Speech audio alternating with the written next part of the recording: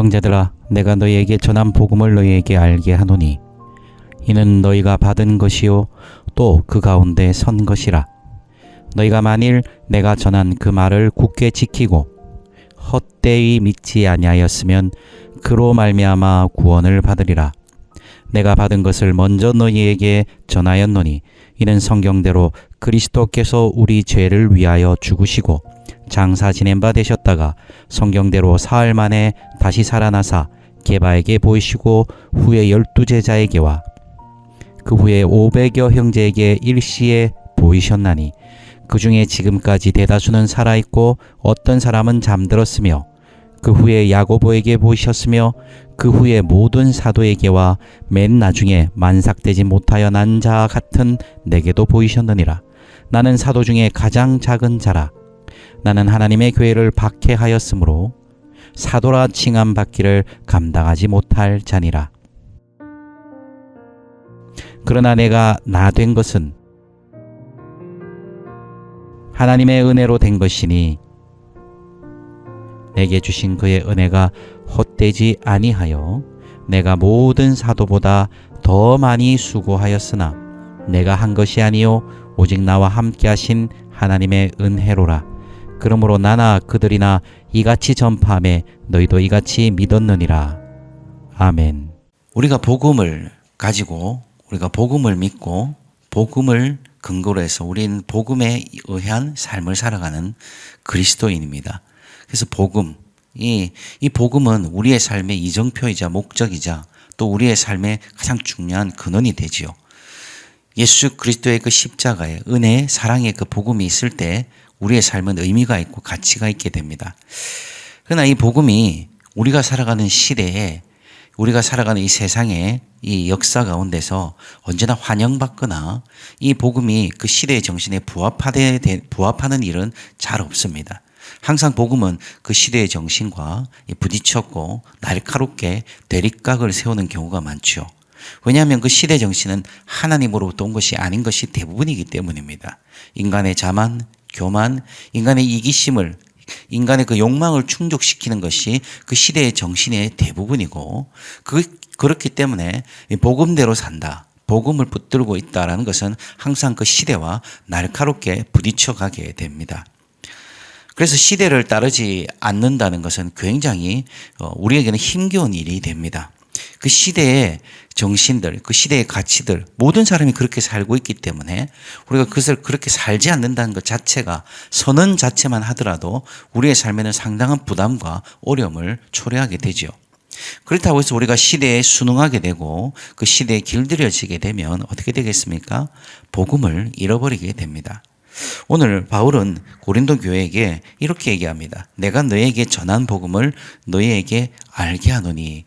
이것을 조금 더 우리 한국적인 의미로 이게 조금 더 의역을 하거나 해서 조금 더 바꾼다면 이런 겁니다. 내가 너희에게 전에 전했던 복음을 다시 깨닫게 해주겠다. 다시 말해준다. 그래서 전에 내가 전했던 그 복음을 다시 내가 너희들에게 말하고 싶다. 이게 핵심이 뭡니까? 이 문장에서 1절에서 전에 내가 전했던 복음이 있다. 두 번째는 그것을 다시 전한다. 즉 뭐지요? 복음은 변하지 않는다는 것이죠. 시대에 따라 세상의 철학에 세상의 어떤 유행에 따라 사람들은 쉽게 변합니다. 그리고 그런 트렌드에 예민하게 반응하는 것이 어떻게 보면 이 시대의 생존 방식 아니겠습니까? 그래서 우리가 뉴 노멀이라고 해서 이 코로나 사태 이후에 우리에게 다가오는 새로운 표준들 빨리 적응해야 되고 빨리 우리가 순응해야 되는 것도 있습니다. 그래서 교회든지 사회든지 어느 곳에든지 지금 이 뉴 노멀, 이 새로운 기준에 대한 이 적응이 심각한 문제로 대두되고 있죠. 그러나 오늘 바울은 뭐라고 얘기합니까? 복음은 변하지 않는다. 시대에 따라, 상황에 따라, 형편에 따라, 조건에 따라 변하지 않는 것이 복음이고 그것을 내가 다시 너에게 말한다. 즉 너희가 잃어버렸거나 그것을 망각했거나 오용했거나 악용했기 때문에 내가 다시 너에게 전해준다. 그래서 복음의 변질되지 않음, 변화되지 않음, 언제나 어디서나 변함없이 전해지는 복음을 우리가 가지고 있는 것이죠. 그리고 그 복음은 어떤 것입니까? 이는 너희가 받은 것이라고 했습니다. 복음은 받은 것입니다. 우리가 복음을 받은 것이죠. 근데 복음은 받은 것인 동시에 뭐라고 얘기합니까? 그 가운데 선 것이라고 바울은 선언하지요. 섰다는 것입니다. 이것은 섰다는 것은 뭡니까? 단순히 동의나 동조가 아니라는 것이죠. 우리는 복음을 동의하고 동조하는 것이 마치 이 복음으로 말미암아 구원을 받았다고 생각하는데 그것이 아니라는 것입니다. 동의하거나 동조를 넘어서 그 가운데 서다라는 것은 뿌리를 박다라는 뜻이거든요. 그 가운데 뿌리가 박혀 있다. 즉 삶의 근간과 근원을 뿌리 박은 상태. 복음에 우리의 삶의 전부를 어떻게 한 것입니까? 뿌리 박은 것이죠. 우리가 복음을 받았다는 것은 뭐라는 것입니까? 복음 가운데 선 것이다. 뿌리를 박은 것이다. 그래서 그 뿌리를 박은 것이 어떻게 되는 것입니까? 2절에 보니까 너희가 만일 내가 전한 그 말을 어떻게 한다? 굳게 지키고 끝까지 그것을 지키는 것. 여기서 굳게란 말은 끝까지란 의미고 또한 네 인생 전부를 거는 것입니다. 우리의 인생 전부를 걸고 끝까지 견디고 굳게 지키는 것. 즉 복음 뭡니까? 받는 것이죠. 또한 복음 뭡니까? 서는 것입니다. 또한 복음 뭡니까? 끝까지 굳게 지키는 것입니다. 오늘 한국 교회 안에 우리 조국 교회 안에 이 복음의 분명한 근거들이 많이 사라졌죠. 복음이 변질되거나 복음이 오용되는 경우가 참 많습니다.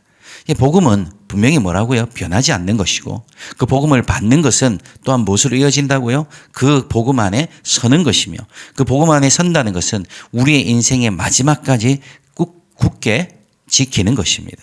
그렇지 않으면 어떻게 된다고요? 2절 후반부에 보니까 헛되이 믿을 수 있다는 거죠. 헛되이. 가짜일 수 있다는 것입니다. 이것은 우리의 삶에 덜컥 우리의 가슴을 덜컥 치면서 나도 가짜로 믿은 거 아니야? 라는 어떤 두려움을 주는 것이 아니라 그런 불안에 근간 두려움이 아니라 우리 자신의 삶에 대한 분명한 돌이킴. 우리가 복음으로부터 정말 건강한 삶 서 있나? 우리가 정말 복음을 굳게 지키고 있나 하는 우리의 삶에 대한 변화를 촉구하는 말씀인 것이죠. 그냥 너 가짜야. 우리 요즘 코비드19, 코로나19 이제 진단을 할 때 그 뉴스에서 위양성이라는 단어가 자꾸 나옵니다. 그죠? 위양성. 처음에 양성인 줄 알고 계속 검사를 했는데 나중에 최종적으로 어떻게 됩니까? 음성으로 판단난 것이죠. 우리 내성고 우리 고등학생도 그 위양성처럼 음성 확진 나서 지금 뭐 고소하니 많이 난리가 났다고 그러던데, 위양성. 처음에는 양성인 줄 알았는데 가다가 보니까 나중에는 음성으로 판정이 나는 거죠. 왜 그렇습니까? 물론 뭐 우리 검사 방법의 한계니까 그런 건데 오늘 이 본문에 제가 묵상하다가 이거 같다. 우리가 처음에는 양성인 것 같아요. 복음을 가신 것 같고 복음에서 사는 것 같은데 가서 계속 가다 보니까 어떻게 됩니까? 결국 최종적으로 음성 확진이 나는 거예요. 아닌 거예요. 헛되이 믿은 것이죠. 왜 그렇습니까? 복음 가운데 서지 않고 복음을 굳게 지키지 않는 것이죠. 이것은 어떤 단계, 1단계, 2단계, 3단계가 아니에요. 우리는 이제 그런 걸 되게 좋아하잖아요. 2단계, 2단계, 3단계에서 이제 복음 받았어, 그 다음 섰어, 지켰어. 이게 아니라 사실 우리가 예수를 믿는다는 사치는 이 세 가지를 다 같이 포함하는 것이죠. 받는 것이며, 그 가운데 서는 것이며, 그 가운데서 굳게 끝까지 지키는 것입니다. 그래서 우리의 삶에 대해서 우리가 진중하게 이 복음의 분명한 방향과 이 복음의 분명함에 대해서 우리가 동의나 동조가 아니라 과연 우리의 삶은 복음 가운데 서 있나? 우리 질문해야 됩니다. 계속 질문해야 됩니다. 우리는 복음을 굳게 지키고 있나? 왜냐하면 항상 복음은 그 시대의 정신에 공격받고 시대의 정신에 의해서 위협받기 때문이죠. 그래서 바울은 이 3절, 4절을 얘기합니다. 내가 받은 것을 먼저 너희에게 전하였노니 이는 성경대로 그리스도께서 우리 죄를 위하여 죽으시고 장사 지낸 바 되셨다가 성경대로 사흘 만에 다시 살아나사. 우리가 다 아는 내용이죠. 간단 명료합니다.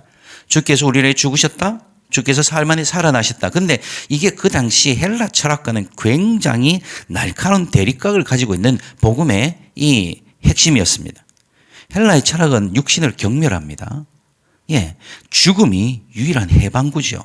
빨리 이 육신으로부터 벗어나는 것이 이 육신으로부터 탈출하는 것, 이 영혼의 감옥, 이 육신으로부터 탈출하는. 그래서 육신을 경멸하기 때문에 이 헬라 철학의 근원이 뭡니까? 이원론인 경우가 대부분이죠. 이원론. 육신은 더럽고 영혼은 순결하고. 그래서 한국 교회 안에도 이런 이원론의 폐들이 참 많지 않습니까? 복음과는 전혀 다르게. 그래서 이렇게 이 복음은 뭐라고 그럽니까? 우리 죄를 위하여 죽으셨다 그러죠. 죄를 위하여 죽는 것. 죄 때문에 죽는 것이잖아요. 죽음은 영혼의 해방이 아니라 죄 때문에 죽게 되는 것이다. 예, 죄의 마지막 대가, 이 사망을 받게 되는 것이죠. 그러니 그 시대의 헬라 철학가는 굉장히 날카로운 것이죠. 말이 안 맞는 것입니다. 헬라 철학의 시대 정신과는 이게 같은 결이 아닌 것이죠. 거기다가 뭐라 그랬습니까? 사흘 만에 다시 살아나요. 복음의 본질, 예수 그리스도의 부활은 헬라 철학의 정면으로 도전합니다. 아니, 해방인데 육체로 이제 죽어서 이제 해방이 됐는데 다시 육체로 살아나. 그 사람들은 이 복음의 내용을 변질시켜 버립니다. 복음을 받았지만 복음 가운데 서지 않습니다. 굳게 지키지 않습니다. 왜냐하면 그 시대의 정신에 부합하지 않기 때문이죠. 그래서 고린도 교회 안에도 부활을 부인하는 사람들, 부활에 대한 이 가르침을 헛되이 변질시키는 사람들이 나타난 것입니다. 그래서 성경대로 복음은 우리 죄를 위하여서 예수께서 죽으신 것이고, 성경대로 복음은 우리 죄를 위하여 죽으실 뿐 아니라 3일 만에 살아나신 것. 그 시대의 사람들은 도저히 받아들일 수 없는 그 시대에 거스르는 복음이 있다. 그리고 그 복음이 어떻게 된 것입니까? 우리에게 전하여졌고, 그 복음은 이 부활의 능력, 부활의 그 역사는 어떻게 됐죠? 5절부터 8절까지 보세요. 계속 등장하는 단어가 뭡니까? 보이시고, 보이시고, 보이시고, 보이셨다. 보여졌다는 것이죠. 즉, 증거가 있었다는 것입니다. 드러났다는 것이죠. 이 부활의 이 능력이, 부활의 그 증거가 계속적으로 보여졌다는 것이죠. 그 예수님의 부활을 게바도 봤다, 12 제자도 봤다, 500의 형제가 봤다. 결국 맨 마지막에 만삭이 된 나도, 예, 마지막인 정말 이런 사람도 부활을 보았다. 이 말은 내가 바로 부활의 증인이다 라는 뜻이죠. 복음은 바로 이렇게 증거가 있는 것입니다. 증거. 예, 증거가 있어야 됩니다. 복음은 증거를 가지고 있는 것이죠. 그래서 수많은 사람들에게 보여진, 그리고 보여진 것을 드러낼 수밖에 없는 것이 바로 복음입니다. 오늘 우리는 어떤 복음의 증거들을 가지고 있습니까? 복음은 증거되어야 합니다. 복음은 보여져야 하는 것이죠. 감추려 하는 자가 증인이 아니지요. 그죠? 범죄를 은폐하기 위해서 감추려 하는 자, 그 사람은 진실의 증인이 아닙니다. 감추려 하는 자는 증인이 아니지요. 범죄자죠. 그렇기 때문에 우리는 보여지려고 하고 있습니까? 우리가 뭐 이걸 일부러 보여준다, 이게 아니라 우리는 증거를 가지고 있느냐는 것이죠. 복음은 증거되는 것입니다. 그러면서 바울이 9절 뭐라고 얘기합니까? 나는 사도 중에 가장 작은 자라 하면서 9절부터 11절까지 하고 있는 내용이 뭐냐면, 가장 큰 증거가 뭔지 아냐? 바로 나야, 나. 예. 복음의 가장 큰 증거는 뭐라고요? 자신이라는 것이죠. 우리가 가진 복음의 가장 큰 증거는 뭡니까? 나 자신입니다. 예. 복음의 가장 큰 증거는 누가 그랬다더라. 예. 제가 10대들을, 학생회를 가르칠 때 항상 얘기했습니다. 목사님의 하나님을, 아버지, 엄마의 하나님을, 그래, 듣는 것은 좋은 것이지만 너의 하나님이 필요해. 너의 하나님. 들었던 하나님이 아니라 베델의 야곱이 경험한 것처럼 보는 하나님, 경험하는 하나님이 필요해. 예. 복음의 가장 큰 증거는 뭐라고요? 나입니다. 누구 어떤 목사님이 이랬다더라, 어떤 뭐 집사님이, 권사님이, 어떤 분이, 장로님이 이랬다더라. 물론 도전이 되죠. 간증이니까요. 예, 간증이 참 좋을 수 있습니다. 그러나 진정한 복음의 증거는 뭡니까? 나인 것이죠. 나, 어떤 나? 바로 바울은 뭐랍니까? 자신이 살았던 삶과 지금 살아가고 있는 삶을 증거합니다. 자기가 과거에 어떤 자였고 지금 어떤 삶을 살아가고 있는지, 바로 복음이 가져온 증거, 변화가 자신이 가지고 있는 가장 큰 증거라는 것이죠. 여러분, 우리는 어떤 증거를 가지고 있습니까? 그리고 내가 바로, 내 삶이 복음의 가장 큰 증거임을 믿으시기 바랍니다. 내 삶이 바로 복음의 증거입니다. 그래서 바울은 뭐라고 얘기합니까? 나는 이런 사람이었어. 나는 하나님의 교회를 박해했던 사람이야. 그래서 내가 감히 이런 하나님의 교회를 박해했던 이런 인간이었다니까? 그죠? 바울은 세상적으로 보면 그 당시에 가말리엘 문화에서 나름 이 성공의 가도를 달리고 있던 로마의 시민권을 가진 나름 이 안정적인 삶을 추구할 수 있었던, 예, 그런 사람이었습니다. 그러나 그에게 과거는 뭡니까? 그런 왕년에 그는 추악 악한 죄인이었어.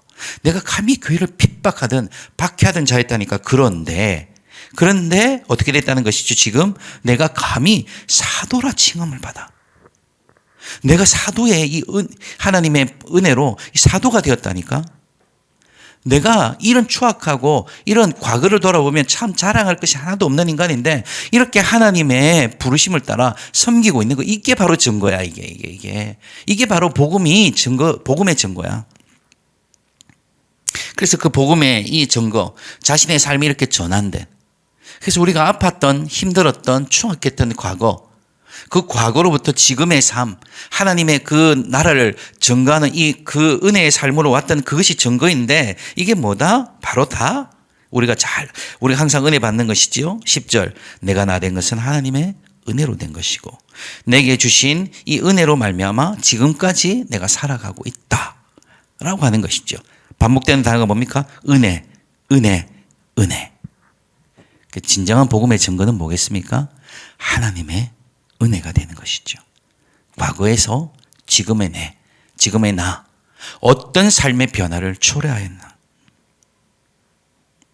나의 나 된 것은 뭐라고요? 하나님의 은혜입니다.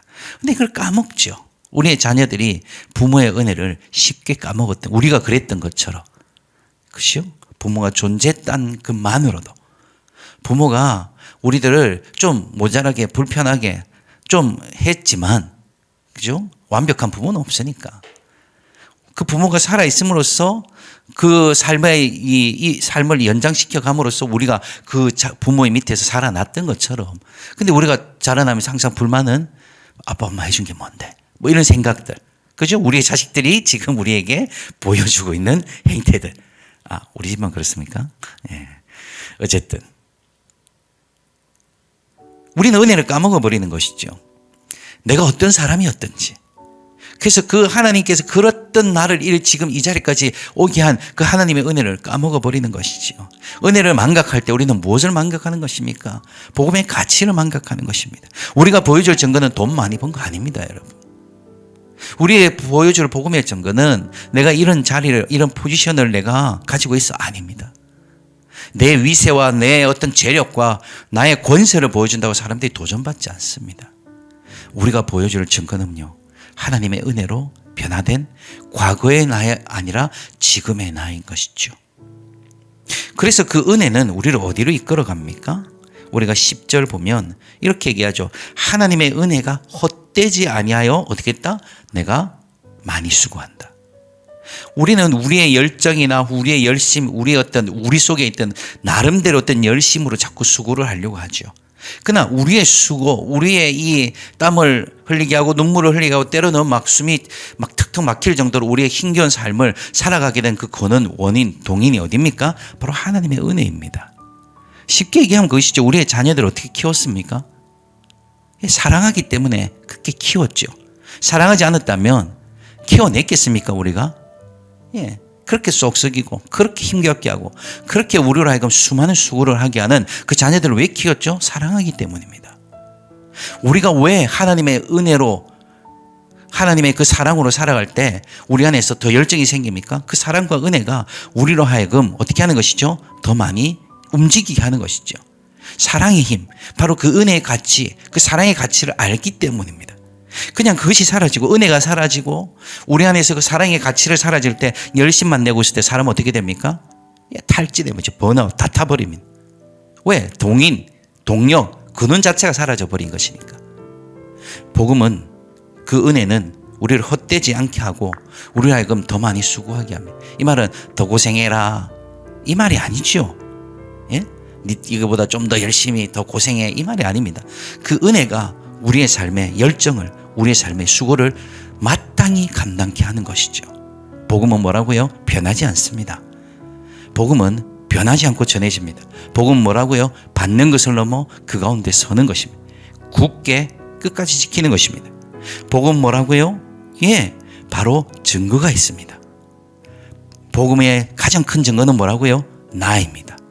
내가 지금 살아가고 있는 삶, 과거에서 나로, 지금의 나로 오게 된 그 삶의 증거가 가장 큰 증거입니다. 복음은 뭐라고요? 바로 그 하나님의 은혜를 아는 것입니다. 그 은혜가 헛되지 아니하여 더 하나님을 사랑하고 섬기고 수고하는 삶을 기꺼이 마음을 다하고 목숨을 다하고 뜻을 다하여 주를 사랑하는 이 복음의 가장 근원적인 삶을 오늘도 여러분이 살아가는 우리 모든 아름다운 공동체가 그 복음에 합당한 삶을 살아가는 축복이 있기를 주 이름으로 축원합니다. 함께 기도하겠습니다. 하나님, 이 시대가 이 세상의 가치들이 우리에게 요구하는 것들이 있습니다. 주님, 그러나 우리는 이 세대를 본받지 않고 오직 마음을 새롭게 함으로 변화를 받아 하나님의 선하시고 기뻐하시고 온전하신 뜻을 분별하는 자로 부르심 입었다는 것을 잊지 않게 하여 주시옵소서. 복음이 우리에게 전하여 졌고 우리가 복음을 받았음에 우리가 주님 부르실 그날까지 복음 가운데 서서 굳게 지켜가는 주님께 주신 가장 아름답고 존귀한 삶을 기꺼이 살아가는 우리들 되게 하여 주옵소서. 복음이 헛되지 않도록, 그 은혜가 헛되지 않도록 주님께서 우리에게 부어주신 그 은혜의 가치를 알고 그 은혜에 감격함으로 주께서 오라 하실 때까지 수고하고 애쓰며 섬기며 세우고 살리는 주님께서 부르신 가장 찬란한 가장 아름다운 삶으로 우리가 기꺼이 들어갈 수 있는 은혜의 삶을 살게 하여 주옵소서. 이 시간 외에도 우리가 기도하며 주님 앞으로 갑니다. 주여, 우리가 기도하는 제목들 주께는 들으실 뿐 아니라 주께서 기꺼이 그 기도에 응답하시되 주의 뜻대로 응답하여 주시옵소서. 감사하며 예수님의 이름으로 기도하옵나이다.